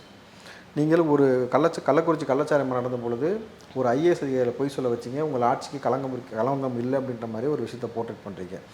ஒவ்வொரு இடத்துலையும் திமுக காரன் ஒரு விஷயம் செய்யும் பொழுது திமுக இல்லைன்னு போர்ட்ரேட் பண்ண முயற்சி எடுக்கக்கூடிய அரசாங்கம் எதுக்கு ஆட்சி செய்யப்படுது, எதற்காக அமைக்கப்படுகிறதுனாக்கா, நல்ல முறையில் ஆட்சி செய்யணும், குற்றவாளிகளை நீங்கள் கண்டுபிடிச்சி கொடுக்கணும். இது எப்படின்னாக்கா, போலீஸ் டிபார்ட்மெண்ட்டு நீங்கள் ஒரு ஆள் போட்டு போலீஸ் டிபார்ட்மெண்ட்டு நான் யாரையுமே பிடிக்க மாட்டேன் அப்படின்னு ஒரு டிபார்ட்மெண்ட் இருந்துச்சுன்னா அந்த டிபார்ட்மெண்ட் எதுக்கு? அதே போல் இவங்க ஆட்சியில் எது நடந்தாலும் அதை பற்றி பேச மாட்டேன். இப்போ இந்த பாலியல் குற்றச்சாட்டு நடந்தவன் ஒரு பிஜேபி காரனாக இருக்கட்டும், இல்லை ஒரு அதிமுக காரனாக இருக்கட்டும், இந்த செய்தி எவ்வளவு பெருசாக பூதாகரமாக ஆக்கியிருப்பாங்க திமுக நபர்கள். இதை குறித்து சரி இவ்வளோ பெரிய முக்கியமான நிகழ்வு வந்திருக்கு சார், புரட்சியாக எல்லாருமே பேசக்கூடிய நபர்கள். ஆனால் திருமாவளவன் தொடர்ச்சியாக நீங்கள் பார்த்தீங்கன்னாக்கா திமுக வந்து நாங்கள் தோழமையோடு இருக்கிறோம், தோழமையை வந்து நம்ம சுட்டி காட்டலாம், குற்றச்சாட்டு சொல்லக்கூடாதுன்றாரு. விமர்சனம் இருக்குது சார், கருத்து வேறுபாடு இருக்குது அப்படின்றத அவர் ஒத்துக்கிறாரு. விமர்சனங்கள் இருக்குது. திராவிட கட்சிகளை அழித்து, நான் திராவிட கட்சினா திமுக அதிமுக ரெண்டையும் சொல்கிறேன், திராவிட கட்சிகளை அழித்து பாஜகவை இங்கே உள்ளே கொண்டு வந்துடக்கூடாதுன்ற ஒரு காரணத்துக்காக தான் வந்து இருக்கோம், எதிர்க்கக்கூடாதுன்ற காரணம்லாம் கிடையாது, அதனால் நாங்கள் கொள்கையோடு இருக்கோம் அப்படின்ற ஒரு ஸ்டேட்மெண்ட்டை நேற்று கொடுத்துருக்காரு. அப்போ தமிழ்நாட்டில் இது வரைக்கும் பிஜேபி ஆட்சி நடக்குதா சார்? அவர் அதிமுகவை அடித்து அந்த இடத்துக்கு பாஜக வந்துடும் சொல்கிறார். இல்லை, நான் என்ன கேட்குறேன்னா, இப்போ பாஜக வந்துருச்சான்னு கேட்குறேன். தமிழ்நாட்டுக்கு ஆட்சி அதிகாரத்துக்குள்ளே வந்துருச்சா? இல்லை. அப்போது பிஜேபி ஆட்சி அதிகாரத்துக்குள்ளே வரல. இவர் சொல்கிற குற்றச்சாட்டின்படியே வச்சுக்கிறேன். நீங்கள் பார்த்தீங்கன்னாக்கா காவல்துறை இந்த ஆட்சியில் வெட்டப்பட்டார், விஓக்கள் வெட்டப்பட்டார்கள், இராணுவ வீரர்கள் வெட்டப்பட்டார்கள், இங்கே இருக்கக்கூடிய மாணவ பிள்ளைகள் வெட்டப்பட்டார்கள். நாங்கள் தங்கத்துறையாக இருக்கட்டும், வேங்கவேலில் இன்றைக்கு 2ஆம் ஆண்டு ஆனிவர்சரி கொண்டாடுறாங்க. கொண்டாட்டமாக கொண்டாட வேண்டிய நிகழ்ச்சியாக அது 2 வருஷம் கடந்துருச்சு. இன்றைக்கு அந்த செய்தி மடைமாற்றப்படுகிறது. இவ்வளோ விஷயம் நடந்திருக்கு. இயற்கை வளங்கள் கனிம வளங்கள் திருடப்பட்டு கொண்டே இருக்கிறது. ஒரு அமைச்சர் வந்து 1250 கோடி வரி ஏய்ப்பு செஞ்சிருக்கார், ஜெகத் ரட்சகன். அவரை நீங்கள் மறுபடியும் என்ன ஆகியிருக்கீங்கன்னா, அவருக்கு வாய்ப்பு கொடுத்து அவர் எம்பி ஆக்கி அழகு பார்த்துருக்கீங்க. இன்னொரு நபர் செந்தில் பாலாஜி குற்றவாளின்னு சொன்ன செந்தில் பாலாஜியை நீங்கள் தியாகியாய் மாற்றி வச்சுருக்கீங்க, தியாகியாக மாற்றிருக்கீங்க. இன்ன வரைக்கும் செந்தில் பாலாஜியோட தம்பியை கண்டுபிடிக்க முடியவே இல்லை. அப்போது உங்களுடைய ஆட்சியில் தொடர்ச்சியாக இயற்கை வளங்கள் கனிம வளங்கள் திருடப்பட்டு கொண்டே வருகிறது. விவசாயியோடைய நிலத்தை பிடிங்கிட்டு குண்ட சட்டம் போடுறீங்க. விவசாயிகள் வந்து உங்களுக்காக போராடுறாங்க. ஏவாவேலு சொந்த ஊரில் அவருடைய உருவ வச்சு எரிக்கிறாங்க. மக்கள் வந்து கடும் கோபத்தில் இருக்கிறாங்க. எவ்வளவு மோசமான ஆட்சி நடந்தாக்கால் அமைச்சர் மீது சேற்றை வாரி வீசியிருக்க முடியும்? அப்போது அதே ஊருக்கு போக வேண்டிய உதயநிதி தன்னுடைய ப்ரோக்ராமை கேன்சல் பண்ணுறாரு. ஆனால் நீங்கள் என்ன சொல்கிறீங்கன்னா, பாலாறும் தேனாரும் ஓடுதுன்றீங்க. இந்த பக்கம் எவ்வளோ சுகாதாரமின்மை ஏற்பட்டு கொண்டிருந்தாலும் மாசு அவர்கள் எதை பற்றியும் கண்டுக்காமல் கடலூரில் அவ்வளோ பெரிய துயரம் நடந்துச்சு, அங்கே போகல. இங்கே உட்காந்து உதயநிதியுடைய உதய நாள்னு சொல்லி பிறந்தநாள் கொண்டாடினார். இன்றைக்கி இந்த சம்பவம் எவ்வளோ பெருசாக போயிட்டுருக்கு, பாலியல் குற்ற சம்பவம். இன்றைக்கி அவர் என்ன செஞ்சுட்டு இருக்காருனாக்கா, திமுக ஆட்சியோடைய சாதனை பொதுக்கூட்டம் நடத்தியிருக்காங்க 5 இடத்துல. இன்றைக்கா நேற்று இரவு இந்த சம்பவம் நேற்று நடந்துச்சு. முன்னாடியே பிளான் பண்ணதாக இருக்கும். என்ன சார்? முன்னாடியே பிளான் பண்ண இது எது பாலியல் அத்துமீறலா? இந்த மீட்டிங் பாலியல் அத்துமீறலும் பிளான் பண்ணி தான் நடக்குது. ரொம்ப வெல் பிளானாக நடந்துச்சு. நீங்கள் நல்லா யோசிச்சு பாருங்கள். இது வரைக்கும் எந்த பெண்ணும் வரல. இந்த பெண்ணுக்கு முறையாக சொல்லப்பட்டு கவுன்சிலிங் கொடுக்கப்பட்டு அந்த பெண் வந்து இன்றைக்கி சொல்கிறாங்க. இது தொடர்ச்சியாக இந்த மாதிரி அடுத்தடுத்து நடக்கக்கூடாதுக்காக அந்த ஒரு பெண் வெளியில் வரப்போய் தான் அவங்க கையில் 20 வீடியோ இருக்க தெரிய வருது. அப்போது வெல் பிளான்டாக ஆர்கனைஸ்டாக ரொம்ப நாள் நடந்து கொண்டு இருக்கக்கூடிய விஷயம். நீங்கள் சாதனை பொதுக்கூட்டமும் நடத்துனீங்கல்ல திமுக சார்பாக, பாதிக்கப்பட்ட பெண்களை கூப்பிட்டு வந்து பேச விட்டீங்களா? வேங்கவேலேருந்து ஆளுகளை கூப்பிட்டு வந்து பேச விட்டீங்களா? எது சாதனை? அப்போது தொடர்ச்சியாக இவ்வளவு விஷயம் தொடர்ச்சியாக நடந்து கொண்டே இருக்கிறது. ஆனால் இவர்கள் என்ன சொல்லுவாங்கனாக்கா, மகளிர்கள்லாம் சந்தோஷமாக இருக்காங்க, அவங்க முகத்தில் மகிழ்ச்சியை பார்த்தேன், யாரும் முதல்வர் பேசுவார். இந்த ஒரு சம்பவத்துக்கு சொல்லுங்கள் சார். இல்லை, சட்டம் ஒழுங்கு பிரச்சனை பற்றி கூட சமீப காலமாக ரொம்ப அதிகமாக பேசப்பட்டுக்கிட்டு இருக்குது. சட்டம் ஒழுங்கு ரொம்ப சீர்கெட்டு இருக்குது அப்படின்ற விஷயங்கள். அது பாலகிருஷ்ணன் அவர்கள் கம்யூனிஸ்ட் கட்சியை சேர்ந்த கூட்டணி கட்சியில் இருக்கக்கூடிய பாலகிருஷ்ணன் அவர்கள் கூட அதை வந்து இப்போ பேசியிருந்தார், ஒரு நாளைக்கு முன்னாடி கூட பேசியிருந்தார். இன்னொரு பக்கம் ஒரு கடற்கரையில் வந்து ஒரு குடும்பமாக போயிருந்த ஒரு குடும்பத்தை வந்து ஒரு 10 இளைஞர்கள் சேர்ந்து வந்து தாக்குதலை ஏற்படுத்தினாங்கன்றதையும் பார்த்தோம். இது இப்போ சட்டம் ஒழுங்கு பிரச்சனையும் இதில் சேர்ந்து ஒரு பிரச்சனையாக இருக்கு இல்லையா சார்? நீங்கள் பாலகிருஷ்ணன் சொல்லும் போது நீங்கள் பாருங்கள், 50 ஆண்டு காலத்திற்கு மேலே ஆட்சி செய்யக்கூடிய திராவிட ஆட்சியில் தான் சாதிய படுகொலைகள் அதிகமாக நடந்து கொண்டிருக்குன்னு பதிவு பண்ணுறாரு. கூடுதலாக ஒரு வார்த்தையை பதிவு பண்ணுறாரு, தலித்துகள் மீதான அடக்குமுறைகள் ஜாஸ்தியாக இங்கே கட்டவிழ்த்து இது ஒரு ஆங்கிள். ஏன்னா இவர் திரும்ப கூட இப்போ ஜாயிண்ட் அடிக்கிறாரு. ஏன் ஜாயிண்ட் அடிக்கிறாரு? நீ அடிக்கிறாரில் உனக்கு நிறைய சீட் கொடுக்குற மாதிரி தெரியுது, நானும் உங்க கூட சேர்ந்துக்கிறேன்ப்பா அப்படின்ற மாதிரி தான் இருக்குது. ஏன்னா அண்ணன் திருமாவளுடைய அனுமதியின்றி இவர் ஆதவர்ஜினோ அல்லது வந்து வன்னி அரசோ இப்படி பேசுவதற்கான வாய்ப்புகள் கிடையாது. நீங்கள் திமுக அந்த மாதிரி யாராவது பேசி பார்த்துருக்கீங்களா? அப்போ இவர் சொல்லாமல் ஒரு விஷயம் நடக்காது. அப்போது பாலகிருஷ்ணன் இப்போ பேசுகிறார். அப்போது எல்லாம் ஏற்கனவே இவங்க தானே மக்கள் நல கூட்டணிலாம் உருவாக்குற நபர்கள். விஜயகாந்தை கொண்டு போய் முச்சதில் நிப்பாட்டினது அவங்க தானே. இன்றைக்கு அடுத்து விஜய் நிப்பாட்டத்துக்கு பிளானான்னு கூட தெரியல. ஆனால் இவர்கள் இப்படி ஒரு பேச்சு பேசிகிட்டு இருக்கிறாங்க. விஜய்கிட்ட போக மாட்டாங்க. யார்கிட்ட போவாங்க? அதிமுகட்ட. யார்கிட்ட போனாலும் யாருக்கு வெற்றி? லாஜிக்காக பார்த்துங்க சார். நீங்கள் இவங்க இங்கே போனாலும் அங்கே போனாலும் முடிச்ச ஒரு வேலையை தான் பார்ப்பாங்களே தவிர வந்து இவங்க வாழ வைக்கிறதுக்கான வழி பார்க்கவே மாட்டாங்க. அப்போது இவர் தலித்துக்கள் மீதான அடக்குமுறைகள் ஜாஸ்தியாக நடக்குதுன்னு பதிவு பண்ணுறாரு. எங்கள் வேலையாக இருக்கட்டும் எல்லாமே ஒரு பக்கம். நீங்கள் சொன்ன கடற்கரை சம்பவத்தில் அங்கே வந்து அடித்தவங்களே யாருன்னு சொல்லி அந்த பாதிக்கப்பட்ட பெண் பேட்டி கொடுக்குறாங்க. நான் கலசம் போட்டிருக்கேன், நீ என் காலுக்கு கீழே தாண்டி இருக்கணும், இது எங்கள் ஆட்சி நடக்குது. அவங்க குடும்பத்தை சார்ந்த ஆண்கள்ட்ட சொல்கிறாங்களா, அந்த 2 பெண்களை விட்டுட்டு போகிறான்றானா. எதுக்கு? பாலியல் வன்முறை செய்வதற்கு. அரசாங்கம் எந்த இடத்துலையும் பார்த்தீங்கன்னாக்கா கடுமையான ஒரு நடவடிக்கை எடுத்தால் பயம் இருக்கும் சார். எவன் வேணாலும் கஞ்சா விற்கலாம். அந்த பிரச்சனை இங்கே அதிகமாக இருக்குது அப்படின்ற ஒரு குற்றம். ஏன்னா எந்த விதத்திலையுமே யாருக்கும் பயம் இல்லை. அரசாங்கத்தின் மீதோ சட்டத்தின் மீதோ காவல்துறையின் மீதோ பெரிய அளவுக்கு பயம் இல்லைன்ற ஒரு குற்றச்சாட்டு பெரிய அளவுக்கு இப்போ பேசப்படுது. நீங்கள் பெரிய லெவலில் ஒரு அரசியல் தலைவரை கொண்டா மட்டும்தான் சார் உடனே ஒரு என்கவுண்டர், அதில் ஒரு நாடகம், அதை பற்றி ஒரு செய்தி ஆகும். இந்த மாதிரி விஷயத்துக்கு எதுவுமே நடக்காது. நான் தான் சொன்னேன்ல, இது முதல் முறையாக நடந்த குற்றச்சாட்டு கிடையாது. பாலியல் அத்துமீறல்கள் தொடர்ச்சியாக தமிழ்நாட்டில் பெண்கள் மீது நடந்து கொண்டே இருக்கிறது. எந்த எம்எல்ஏ எம்பி அமைச்சர் வீட்டில் எந்த பெண்களுக்கும் எந்த பெண் பிள்ளைகளுக்கும் எந்த பாதிப்பும் இதுவரை ஏற்படவே இல்லை. அப்போ ரெண்டாக புரிஞ்சுங்க, இங்கே தொட்டால் நம்ம கெட்டோன்ற பயம் இருக்குது, இங்கே தொட்டால் ஒன்றும் பிரச்சனை இல்லை அப்படின்னு இன்னொரு ஒரு புரிதல் இருக்குது மக்களுக்கு. நம்ம பொழுது அப்போ திட்டமிட்டு அரங்கேற்றப்பட்டு தானே சொல்ல முடியும். அப்போ ஆட்சியாளர்கள் இதை செய்வது மட்டும் இல்லாமல் தொடர்ச்சியாக இவங்க கொண்டு போகிற விதமே நீங்கள் பாருங்களேன். இந்த 3 வருஷத்தில் இவங்க செய்யக்கூடிய விஷயம் முச்சந்திக்கு வந்து நின்று சேர்த்து தூக்கி அடிக்கிற அளவுக்கு தான் கொண்டு போய் விட்டுருக்கே தவிர இவர்களை புகழ்ந்து பாராட்டுவதற்காக என்ன இது வரைக்கும் முன்னெடுப்பு? எனக்கெல்லாம் ஒரே ஒரு ஆசை, ஸ்டாலின் அவர்களுக்கு நானும் வந்து எதிர்காலத்தில் சிலை வைக்கணும் சொந்த செலவில். ஏன்னா டெட்ராபேக் என்ற ஒரு விஷயத்தை அறிமுகப்படுத்துவதற்கு எந்த முதலமைச்சருமே எடுக்காத ஒரு முன்னெடுப்பாக அவர் தான் அதை முன்னெடுத்தார். சாராயத்தை எளிய வகையில் பிள்ளைகள்கிட்டையோ மாணவர்கள்ட்டையோ மக்கள்கிட்டையோ கொண்டு போய் சேர்க்குற வகையில் இப்படி ஒரு தாட் ப்ராசஸ் யாருக்காவது தோணிருக்குமா? அதற்காக அவருக்கு ஒரு சிலை வைக்கணுமே தவிர அதை தாண்டி வேறு இந்த சமூகத்தில் இந்த திமுக ஏற்படுத்திய மாற்றம்னாக்கா 10 வயசு 15 வயசு பசங்க முதல் குடிக்கிறான், கஞ்சாவுக்கு அடிமையாக இருக்கான், சின்ன பெண்கள் பாலியல் அத்துமீறல்கள் தொடர்ந்து பாதிக்கப்படுறாங்க. இங்கே வந்து இயற்கை வளங்கள் கனிம வளங்கள் தொடர்ச்சியாக திருடப்பட்டு கொண்டே இருக்கிறது. இங்கே நம்ம என்ன வேணாலும் செய்யலாம். அதிகார மையத்தில் இருந்தோம்னா இன்ன வரைக்கும் செந்தில் பாலாஜியோட தம்பியை கண்டுபிடிக்க முடியாது. எந்தெந்த நபர்கள்லாம் கண்டுபிடிக்க வேணாம்னு நினைக்கிறாங்களோ கண்டுபிடிக்க மாட்டாங்க. எந்த நபர்கள்லாம் கண்டுபிடிக்க நினைக்கிறாங்க கண்டுபிடிப்பாங்க. இன்றைக்கி அரெஸ்ட் பண்ணானா ஓடனா கீழே விழுந்தாலும் கை உடஞ்சிருச்சான், கால் உடஞ்சிருச்சான். செய்தி கேட்டிங்கல்ல? இவனுக்கெல்லாம் எனக்கு ஒரு விஷயம் புரியவே இல்லை சார். போலீஸ் பிடிச்சதுக்கப்புறம் கை உடையுது, கால் உடையுது, திருப்பி வெளியில் வரான், திருப்பி அதே வேலையை அவன் செய்கிறான், திருப்பி கை உடையுது, கால் உடையுது.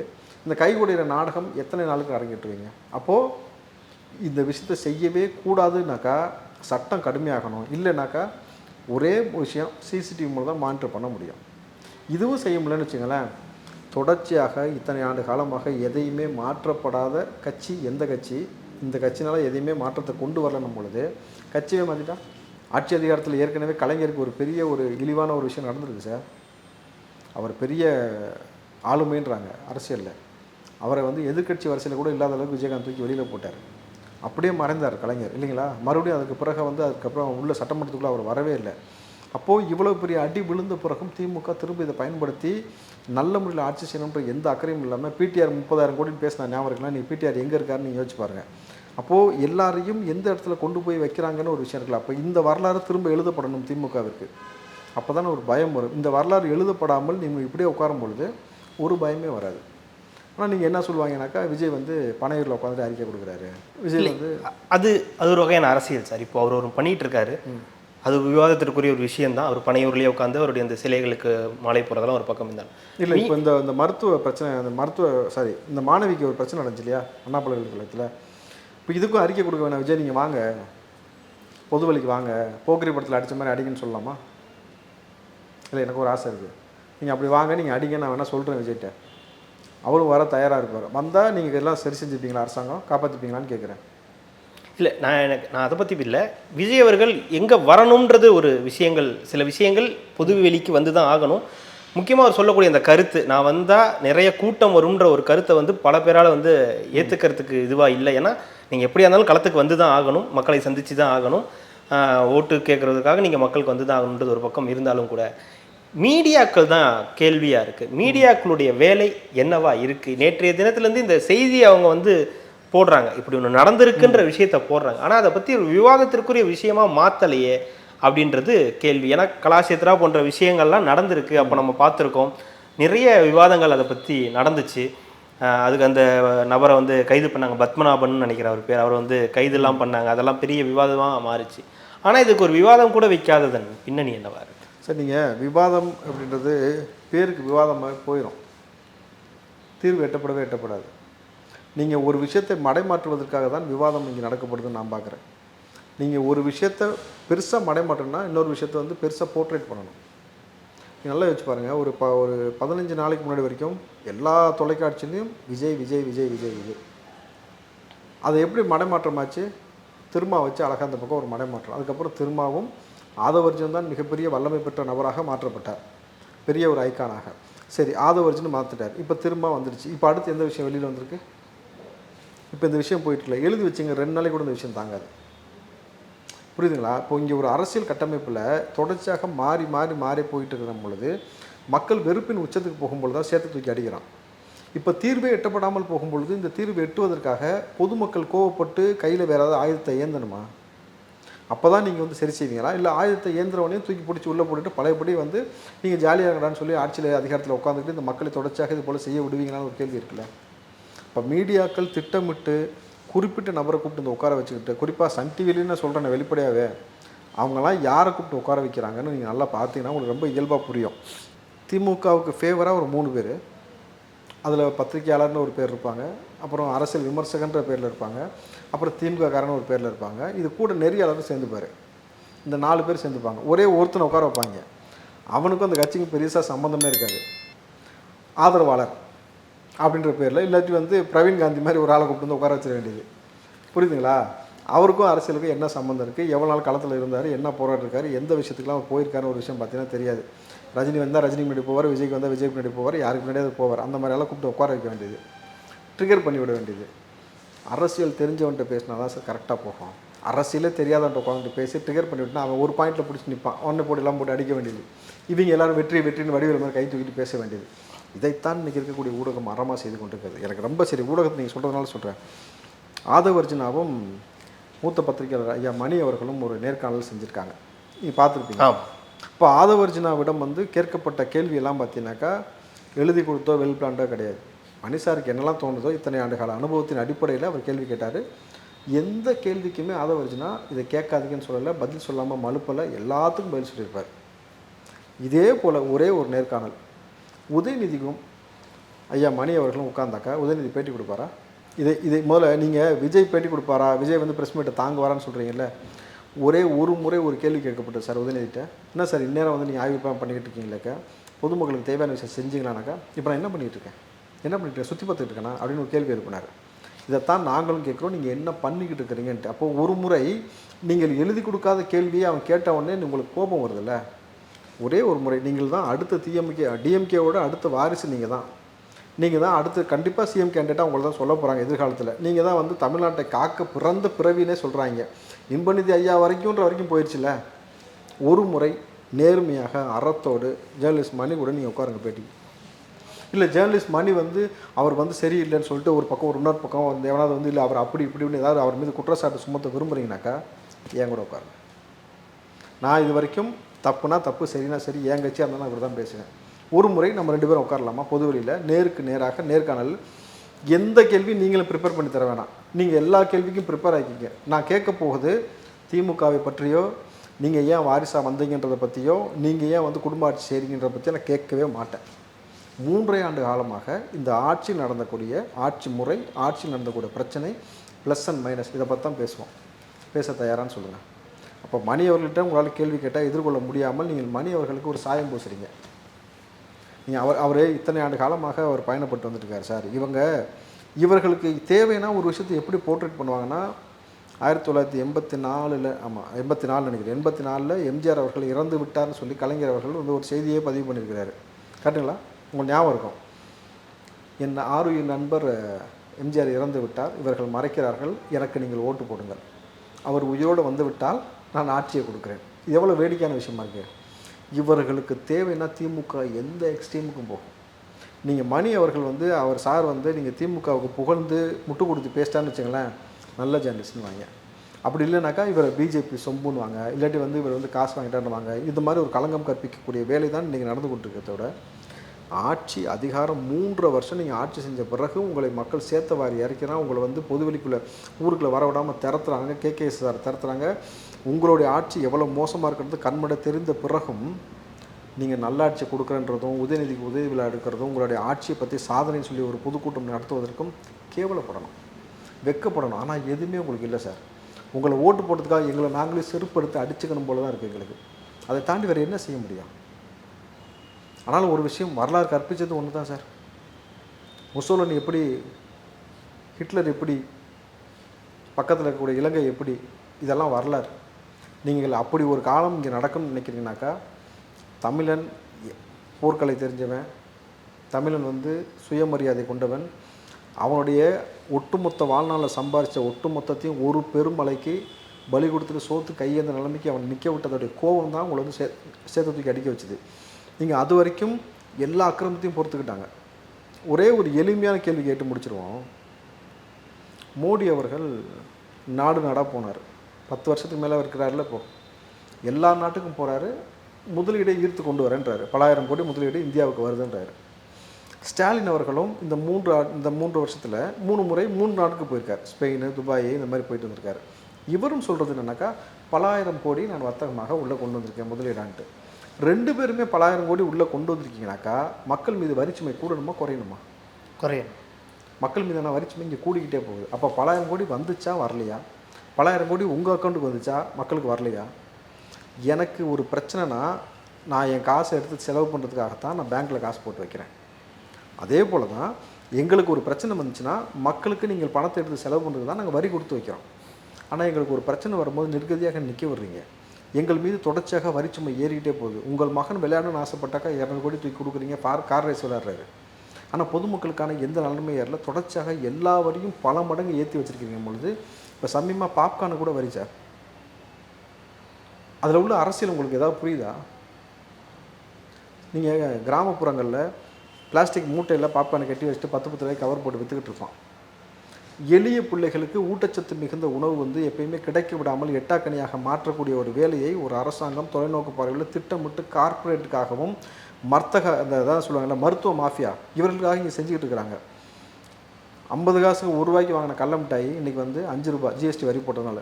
குடிசை தொழிலாக இருந்த கடல மிட்டாய் இன்றைக்கி குடிசை தொழிலாக இல்லாமல் மாறி போய்விட்டது. முன்னாடி கடல மிட்டாய்னு வந்தாலே அதில் வந்து வெல்லம் சேர்ப்பான். நீங்கள் வெல்லமும் வேர்க்கலையும் சேர்த்து எடுத்துக்கும் போது அயன் கிடைக்கும், உடம்புக்கு இரும்பு சத்து கிடைக்கும், அவனுங்களுக்கு வந்து போதிய அளவுக்கு ஊட்டச்சத்து கிடைக்கும், ஆண்மை அதிகரிக்கும், அவனுக்கு பலம் கூடும். ஆனால் இன்றைக்கி சக்கரை பாகு கொண்டு வந்து போடுறாங்க, காசு நீங்கள் ஏற்றி விட்டீங்க. அப்போ இது என்ன ஆகுனாக்கா, எளிய பிள்ளைகளுக்கு ஊட்டச்சத்து கிடைக்காது. இது வந்து ஒரு பெரிய மருத்துவ மாஃபியாக்குள்ளே அந்த சர்க்கரையை நம்ம உண்ணும் பொழுது நோய் ஏற்படுது. உலகத்தில் எல்லா நோய்க்கும் மருந்து கண்டுபிடிச்சவங்களால சுகருக்கு மட்டும் கண்டுபிடிக்க முடியல. சுகர் வந்தால் மட்டும்தான் உடம்புல உள்ள எல்லா பார்ட்டும் அஃபெக்ட் ஆகும். வேறு ஒரு பிரச்சனை வந்தால் குறிப்பிட்ட பகுதியில் இருக்கக்கூடிய குறிப்பிட்ட பார்ட் மட்டும் தான் அஃபெக்ட் ஆகும். அப்போது நீங்கள் திட்டமிட்டு எல்லாத்தையும் வந்து எப்படி கொண்டு போகிறீங்கனாக்கா, ஒரு காலத்தில் வந்து அரிசி சாப்பாடு என் தாத்தா சொல்லியிருக்கிறாரு, தீபாவளிக்கு பொங்கலுக்கு தான்ப்பா ஊருக்குள்ள வந்து இட்லி அவிப்பாங்க. இட்லி அவிக்கிறதே வந்து அன்றைக்கி அவ்வளோ பெரிய விஷயம். இன்றைக்கி பிரியாணின்றது எல்லா இடத்துலையும் கிடைக்குது. அப்போது அரிசி சோறுன்றது வருஷத்துக்கு 1 முறை 2 முறை தான் சாப்பிடுவாங்க. மற்ற நேரம் கேழ்வரகு கம்பு தான்ற மாதிரி இவர்கள் திட்டமிட்டு ஊட்டச்சத்து மிகுந்த உணவை நமக்கு அதிகமான விலை வைக்கும் பொழுது, அப்போ அவங்களோட டார்கெட் யார் தெரியுங்களா? பணம் படைத்தவங்க டார்கெட் கிடையாது, எளிய மக்கள். ஸோ நம்பர் ஆஃப் பீப்புள் தான் அவங்க கணக்கு. அப்போது ஒரு கோடி பேர் வந்து ஒரு நோயால் பாதிக்கப்பட்டால் இதுதான் வர்த்தகம். காசு இருக்கிறவன் எதையோ தின்ட்டு போயிடுவான். ஆனால் அவனுக்கும் நீங்கள் எப்படி இங்கே விளம்பரப்படுத்துறீங்கனாக்கா, திமுக வந்து எப்படி வந்து பிஜேபி எதிர்க்கிறேன்னு சொல்லிட்டு 2024 எலெக்ஷனில் வந்து மோடியை பற்றி விளம்பரம் சன் டிவிலே கொடுத்தாங்களோ, அதே மாதிரி இவர்கள் எல்லா தேவையில்லாத விஷயங்களுக்கு விளம்பரம் கொடுத்து கோக்கு பெப்சி இந்த மாதிரி விஷயத்துக்கெலாம் ஆஃபர் போடுறது ரொம்ப எளிமையாக கிடைக்கிற மாதிரி செய்யுது. நான் கேட்குறேன் சார், ஒரு காலத்தில் 10 ரூபாய்க்கு கூல்ட்ரிங்க்ஸ் பாட்டில் எல்லா ஊரில் இருந்துச்சா? இப்போ டெட்ரா பேக்கில் வருது தெரியுங்களா? டெட்ரா பேக் 10 ரூபா பாட்டில் கூல்ட்ரிங்க்ஸ்னு. இந்த கருமம் என்னது? எனக்கு அது ஒரு எளிய வழி சொல்லுங்களேன். இந்த 10 ரூபாய்க்கு கலந்து விற்கிறீங்க. இந்த பன்னீர் சோடான்னு விற்கிறீங்க. அதில் பன்னீரும் கிடையாது, ஒன்றும் கிடையாது. 7 அப்புன்ற பேரில் ஒன்று விற்கிறீங்க, கோக்குன்னு ஒன்று விற்கிறீங்க, பெப்சின்னு விற்கிறீங்க, ஃபேண்டான்னு விற்கிறீங்க. இது என்னது? ஒரு தாகத்துக்கு நம்ம முதல்ல போய் தேடி இதை வாங்கி குடிக்கிற மாதிரி பண்ணுறீங்க. ஆரம்ப காலத்தில் மோர் கிடைக்கும், எல்லா கடைகள்லையும் மண்பானையில் மோர் இருந்துச்சு, ஞாபகம் இருக்கா? இன்றைக்கி அப்படி எங்கேயாவது நீங்கள் உங்களால் பார்க்க முடியுதா? மோர் கிடையாது, தயிர் கிடையாது, பதனி கிடையாது, இளநீ கிடையாது. எல்லா இடமும் எதை தேடி நோக்கி எளிமையாக ஒரு விஷத்தை உங்களுக்கு ரொம்ப கம்மியான விலையில் இனிப்பாக கொடுத்தோடனே வாங்கி பருகிற மாதிரி செஞ்சு ஒரு வர்த்தகத்தை ஏற்படுத்தி ஒரு மோசமான ஒரு லாபிக்குள்ளே நம்மளை தள்ளிட்டு எல்லாத்துக்கும் ஜிஎஸ்டி போட்டு எல்லாத்துக்கும் வரி வகுத்துறதுக்கு பேசாமல் இதுக்கு என்னன்னாக்கா பேசாமல் எண்ணெய் நீங்களே எடுத்துக்கங்க சொந்தமாக. கேட்டது அந்த கோயில் உண்டியில் பேசாமல் போய் விழுந்துடலாமல் கூட எனக்கு பழைய சமயம் தோணுது சார். ஐஃபோன் விழுந்ததுனாலயா? ஆமாம், அது அவங்களே எடுத்து பத்திரமா வச்சுக்கிறாங்களா, பாதுகாக்கிறாங்களா. பேசாமல் இந்த கருமத்தை சமாளிக்க முடியல, இவங்களோட கத்தி போராடி இவங்களோட மன்றாடுறதுக்கு எல்லாரும் பேசாமல் எல்லாரும் கோயில் உண்டியலுக்குள்ளே விழுந்துருக்கு. நம்மளாம் வந்து அறநிலை சொத்தாயிடுவோம். நம்மளை பார்க்க வேண்டிய வேலை அவனுடைய வேலை தான். அவன் தான் சோறு போட்டாகணும். இல்லைன்னா நம்மளோட கடன் பிரச்சனைகள் எல்லா பிரச்சனைகளையும் அதில் போட்டுருவோம், அவங்களே பார்த்துப்பாங்க எல்லாத்தையும். சார், திருப்பதி உண்டியலில் போட்ட காசு கூட நீங்கள் கேட்டு வாங்கலாமான்னு எனக்கு தெரியல. ஆனால் திமுக காரங்கிட்ட கொடுத்த காசு திரும்ப வராதுன்றதுக்கு ஒரே ஒரு உதாரணம் சொல்கிறேன். கலைஞர் சொன்னார், அதுக்கப்புறம் ஸ்டாலின் சொன்னார், உதயநிதி சொன்னார், காணொலி இதுக்கு தரேன். உங்கள் வீட்டுக்கு என்ன கல்யாணத்துக்கு கூப்பிட்றீங்க சார், உங்கள் வீட்டிலே வந்து நீ கல்யாணத்துக்கு என்ன கூப்பிட்றீங்கனாக்கா நம்ம போய் கல்யாணத்துக்கு போய் மொய் செய்கிறது தான் வழக்கம். நீங்கள் என்ன கூப்பிட்றீங்க, திமுக காரன் அவன் கல்யாணத்துக்கு கூப்பிட்றானா அவங்ககிட்டயே காசு வாங்குறான். நீங்கள் என்ன கூப்பிட்டீங்கன்னு வச்சு கல்யாணத்துக்கு, உங்கள்கிட்ட ஒரு கல்யாணத்துக்குன்னு இவ்வளோ ஒரு பட்ஜெட் வச்சுருக்காங்களா, அமௌண்ட்டு 10,000 20,000 கொடுக்கணும். உங்கள் வீட்டு பிள்ளைக்கு பேர் வச்சாக்கா ஒரு அமௌண்ட்டு. உங்கள் வீட்டு திண்ணையில் உட்காந்து டீ குடிக்கிறதுக்கு யார் அவன் டீயை குடிக்கிறதுக்கு அதுக்கு அவங்ககிட்டே காசு வாங்குறது. கேட்டால் கட்சி நிதியம். இப்போ காலங்காலமாக பணம் என்றால் என்ன வேணாலும் செய்யக்கூடிய திமுக, எப்படி வேணாலும் வளர்க்கக்கூடிய திமுக, ஆதவர்ஜினாவை வெளியில் விட்டுருப்பாங்க நம்புறீங்களா? ஆதவர்ஜினாவை நீங்கள் வெளியில் அனுப்புறதுக்கான சாத்தியக்கூறு இருக்கா? பல ஆயிரம் கோடி வந்து பிஜேபியும் கொடுத்துருக்காரு அவங்க மார்ட்டின், திமுகவுக்கும் 600 கோடிக்கு மேலே கொடுத்துருக்குறாரு. அப்படிப்பட்ட நபரை திமுக வெளியில் அனுப்புவதற்கு வாய்ப்பு இருக்கா? அப்போ திரும்ப வச்சு இந்த நாடகம் அரங்கேற்ற வேண்டிய அவசியம் என்ன?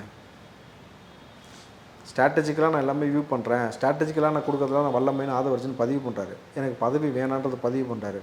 2 பக்கமும் தூண்டில் போடுறாங்க. நீங்கள் ஆதவர்ஜனா வந்து பதவி விட்ட விலகின அடுத்த நொடியே திமுக சார்பான எல்லா சேனலும் வந்த செய்தி அதிமுகவை போக போகிறார் ஆதவர்ஜனா, விஜயிடம் போக போகிறார் ஆதவர்ஜனா. 2 பக்கமும் அழகாக போட்டு வச்சிட்டாங்க. யார் கூப்பிட்டாலும் யாருக்கு ப்ளஸ்னாக்கா திமுகவுக்கு. ரொம்ப சிம்பிளாக சொல்லிடுறேன், அதிமுக போய் ஸ்ட்ராட்டஜியில் ஒர்க் பண்ணுறேன்னு அதிமுக முடிச்சு நிப்பாட்டினா யாருக்கு வெற்றி? திமுக. விஜய் கொண்டு போய் முடிச்சு நிப்பாட்டினா யாருக்கு ப்ளஸ்ஸு? திமுக. ஒருவேளை அதிமுக விஜய் தான் கூட்டணி வைக்க போகிறாங்கன்னு சொல்லும்பொழுது 2 பேர் கூட்டணி வைக்கும்பொழுது அப்பயும் முடிச்சதில் விட்டால் யாருக்கு வெற்றி? திமுகவுக்கு. அப்போ இதை செய்வதற்காக திட்டமிட்டு இந்த வேலையை திமுக அரங்கேற்றம் பண்ணுகிறது. ஆதவர்ஜனாவை அண்ணன் திருமாவளவனை பலிகடை வாங்கியிருக்கீங்க. அண்ணன் திருமாவளவனுக்கே தெரியாமல் அவரை வந்து ஃபஸ்ட்டு அவருடைய கட்சியை கைப்பற்றுவதற்காக தான் ஆதவர்ஜனா நீங்கள் உள்ளே கொண்டு வந்தீங்க. அன்றைக்கி திருமாவளவன் தான் உங்களுக்கு பிரச்சனையாக இருந்துச்சு. அப்போ விஜய் வரல. இன்றைக்கி விஜய் தான் உங்களுக்கு பிரச்சனை பொழுது திருமாவளவன் அவன் டார்கெட்டு, விஜய் தான் இப்போ அவன் டார்கெட்டுன்ற மாதிரி டார்கெட்டை மாற்றி கொடுக்குறாங்க. அதுக்கேற்ற போல் அவர் ஒரு ஸ்ட்ராட்டஜியை கையாண்டுட்டு அழகாக எல்லாத்தையும் வந்து மடைமாற்றக்கூடிய வேலை செய்கிறாங்க. இந்த அரசியலை புரிந்து கொள்ளாமல் எதுவுமே நகர்ந்து போகாது சார். கண்டிப்பாக சார். இந்த மாணவியோட வழக்கில் அடுத்தடுத்து என்ன நடக்குது அப்படின்றதையும் நம்ம தொடர்ந்து பேசலாம். மிக்க நன்றி. இந்த மாணவியோட வழக்கை பொறுத்த வரைக்கும் எனக்கு தெரிந்து பெரிய தீர்வு எதுவுமே எட்டப்படாது சார். ஒருத்தனை பிடிச்சிட்டோம், ஜெயிலில் போட்டோம், முடிச்சுட்டு. அவன் யாரையோ ஃபோன் பண்ணி கேட்டானுங்களே, யாரும் கடைசி வரைக்கும் வெளியில் வராது. அப்படியே யார் அந்த சாருனாக்கா அவன் தெருவிலே எவனாவது ஒருத்தனை கூப்பிட்டு வந்து நிப்பாட்டுவாங்க, இதுதான் அந்த சாருன்னு சொல்லிட்டு. இப்படி தான் வழக்கு முடித்து வைக்கப்படும். ஆனால் இதுக்குள்ளே வந்து நீதிபதி அவர்கள் ஜொமேட்டோ வழக்கு எத்தனையோ எடுத்திருக்கீங்கல்ல, இந்த வழக்கை ஜொமேட்டோ வழக்காக எடுக்கணும். எப்படி எஃப்ஐஆரை வந்து நீங்கள் வெளியில் விடலாம், மாணவியோட டீட்டெயில் எப்படி வெளியில் வரலாம்னு வரணும். மகளிர் ஆணையம், தேசிய மகளிர் ஆணையம் உள்ளே வரணும். இதை தாண்டி தொடர்ச்சியாக அவர்கள் எடுக்க வேண்டிய டேட்டா, தொடர்ச்சியாக திமுக ஆட்சி வந்த பிறகு இந்த 3 ஆண்டு காலத்தில் பாலியல் வன்புணர்வுகள் எவ்வளோ நடந்திருக்கு, போதை கலாச்சாரம் மாணவ பிள்ளைகள் மத்தியில் எவ்வளோ நடந்திருக்கு, எவ்வளோ ஸ்கூல் ஸ்டூடெண்ட்ஸ், காலேஜ் ஸ்டூடெண்ட்ஸ் இதுக்கு அடிக்ட் ஆகிருக்காங்க, இதனால் எவ்வளோ இளம் விதவைகள் இங்கே உருவாயிருக்கிறாங்க, இதனால் எத்தனை குடும்பங்கள் நிர்கதியாக இங்கே நின்று கொண்டிருக்கிறது. அப்போ ஒட்டுமொத்தமாக இந்த திமுக ஆட்சி வந்த பிறகு எத்தனை ஏரிகள் குளங்கள் காணாமல் போயிருக்கிறது, இங்கே இருக்க கனிம வளங்கள் எவ்வளோ திருடப்பட்டிருக்கிறது. திமுகவிற்கு வருவதற்கு முன்னாக எளிமையாக மக்களாக இருந்த ஒரு நபர் வந்து எப்படி 50 காலேஜ் 30 காலேஜ் 20 காலேஜ்னு உருவாக்குனாங்க. எம்எல்ஏ எம்பிக்கு இருக்கக்கூடிய சம்பளம் எவ்வளவு, இந்த சம்பளத்தை வச்சுமே இவங்க இத்தனாயிரம் கோடிக்கு அதிபதி ஆக முடிஞ்சது எப்படி சாத்தியம், இதெல்லாத்தையும் ஒரு கணக்கு எடுத்தால் மட்டும்தான் இது கிட்டத்தட்ட ஓரளவுக்கு ஒரு நிரந்தர தீர்வை நோக்கி போக முடியும். ஆனால் நிரந்தர தீர்வு எனக்கு தெரிஞ்சு திமுக என்ற ஒரு கட்சியை மீண்டும் ஆட்சியில் உட்கார வைக்காமல் வேறு புதிய நபர்களுக்கு ஏதேனும் வாய்ப்பு கொடுத்தால் ஒரு மாற்றம் ஏற்படும். கண்டிப்பாக சார். மகிழ்ச்சி. ஒரு நேரம் உங்களுடைய நேரத்தை ஒதுக்கி எங்களுக்காக பல்வேறு தகவல்களை பகிர்ந்தமைக்கு ரெட்டலோக்கின் சார்பாக மிக்க நன்றி. நன்றி சார்.